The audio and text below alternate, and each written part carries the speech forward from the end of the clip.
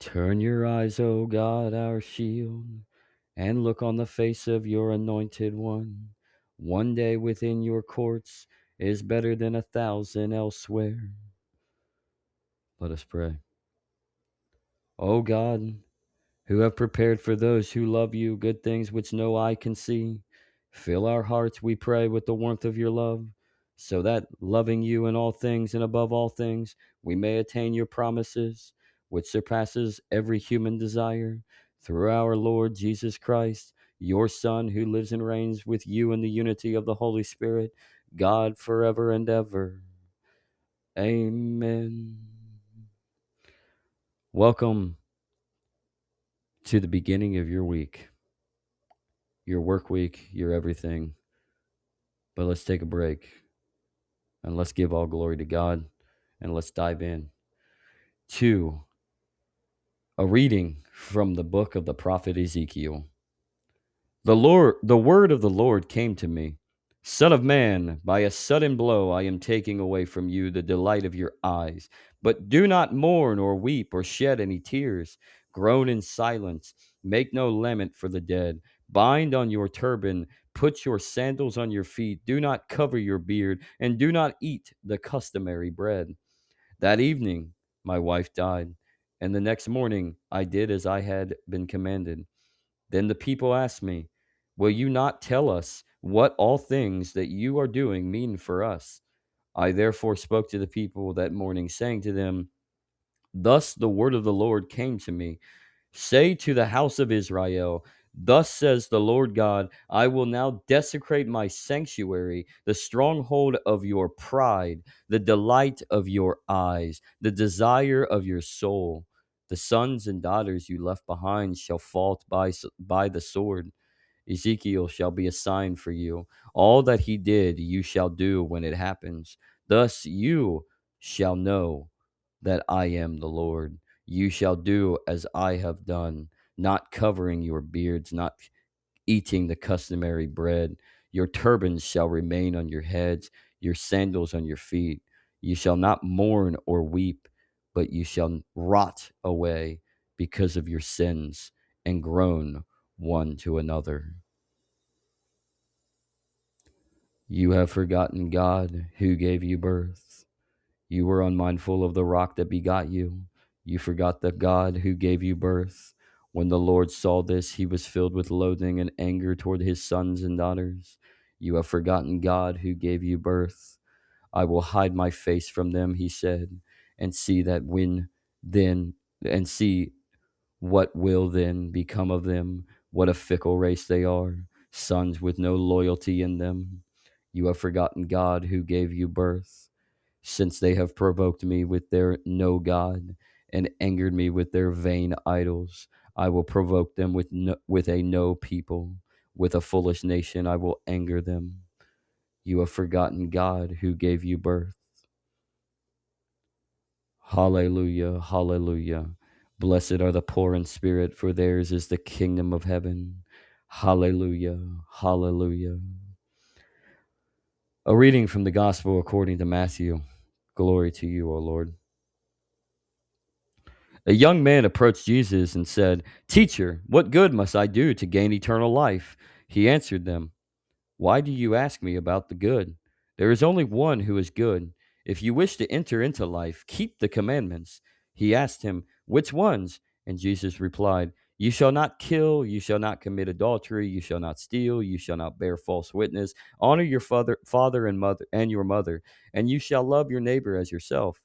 The young man said to him, all of these I have observed. What do I still lack? Jesus said to him, if you wish to be perfect, go, sell what you have and give to the poor, and you will have treasure in heaven. Then come, follow me. When the young man heard this statement, he went away sad, for he had many possessions. The gospel of the Lord. Praise be you, Lord Jesus Christ.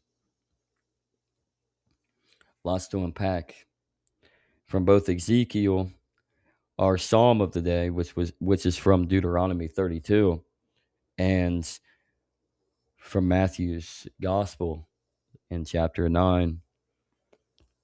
Lots to unpack to what it means. And I'm going to try to keep today short and sweet and to the point, um, rather than go elongated, and just on a tangent.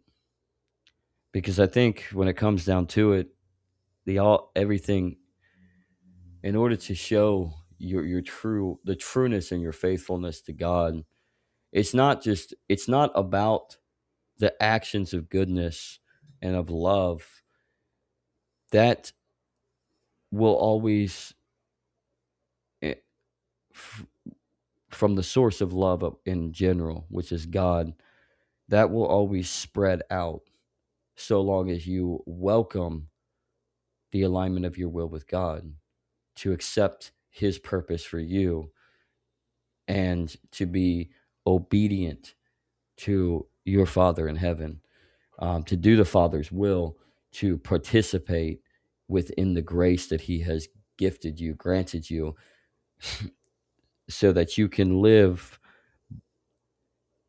by the promises that he has for you. It spreads. The faith, the hope, the love transcends from us actively participating with the Father's will within the grace that we have been granted from that of the cross and of the resurrection by our Lord Jesus Christ. And so it is highly, highly righteous to fully deny yourself. It's not about, as in the gospel, giving up all your possessions just to give up your possessions to the poor. It's to that's that action in retrospect is you understanding that there's more. There's more. God will provide, and God will always provide. And through that provision, it is through his promise of your salvation. And to adamantly to deny yourself, to die to yourself, to mortify yourself, is to relinquish yourself from the desires of the world. Not to say that we're not going to have our own struggles, not to say that we're not going to fall into certain desires of that we have up on this earth, but not to live entirely enslaved and even entombed, dead to sin, by living on the actions of our uh, self propelled indulgences, to focus highly on the self. When we focus highly on the self, then we lose exactly what our purpose is with God, and that is to live in unity and restoration with God. Our purpose is to worship God, to glorify God, to be in relationship with God. And how do we uh, reciprocate that, especially here on this earth? Well, we reciprocate that by not defying his commandments. Love your God with all your heart and all your mind and all your soul, and to love your neighbor as yourself as you love God.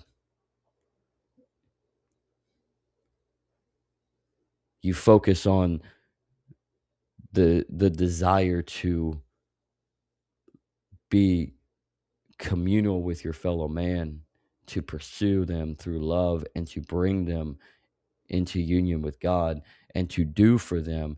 And as Jesus says in Matthew 25, for all those who do the least of these will do the least of me.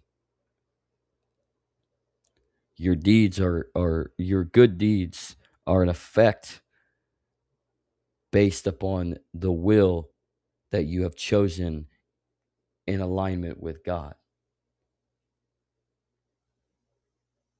So in retrospect, Protestants, I'll give you this one.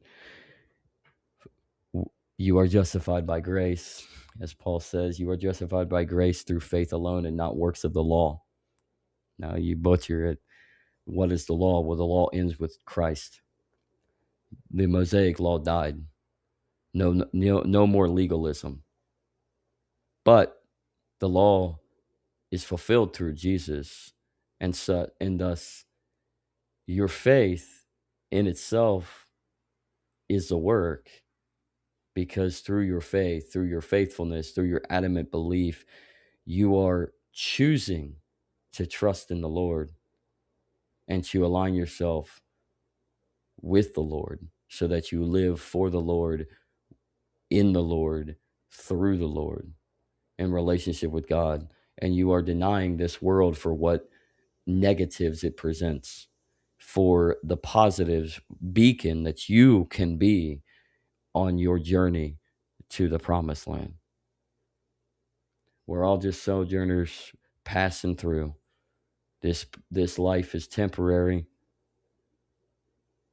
before we are fed out into the great beyond, into the otherworldly kingdom that has no end. And only God knows when we will be resurrected and restored to our glorified bodies, whenever the end of time, really what that actually means. But in retrospect, on this earth, in this material realm, we are just passing through. So why not live for the Lord, through the Lord, with the Lord, mortify yourself, deny yourself, and love your fellow neighbors, do for your fellow neighbors, and don't focus on things that really mean nothing.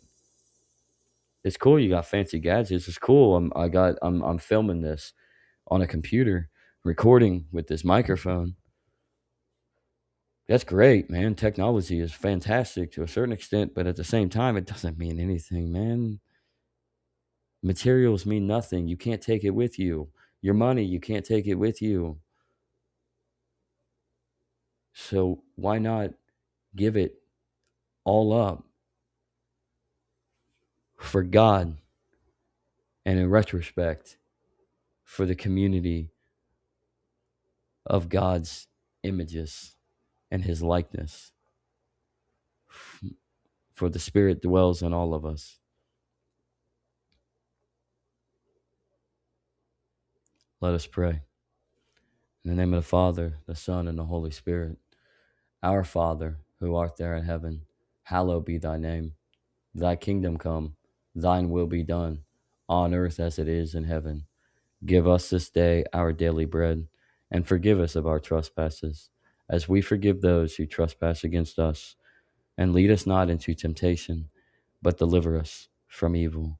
For the kingdom, the power, and the glory are all yours, now and forever and always. Amen.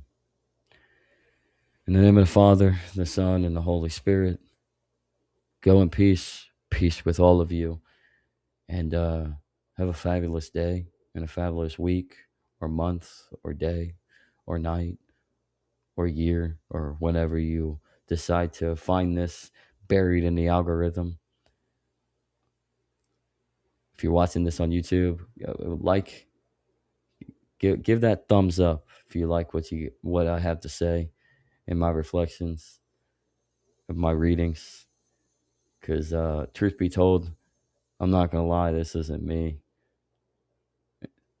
It's not. Someone else is speaking. I'm not gonna. There's just no way that I'm doing this. There's just no way without help. Just to adamantly go and reflect and contemplation to all these readings. So go ahead, give a thumbs up, subscribe, ring that bell if you prefer. I would love it. Let's break it out, because honestly, the internet needs more wise words leading people to Christ, rather than the doom scrolling and the disgusting nonsense that's all over the place. That's just distraction from reality, and break from the matrix, unplug yourself, and come back to God. The reality of it all is God himself. Glory be to the Father, and to the Son, and to the Holy Spirit, as it was in the beginning, is now, and shall be forever. Amen. Peace, my brethren. Separated or in the fullness, peace be upon you all. Jesus loves you, and so do I. Love you.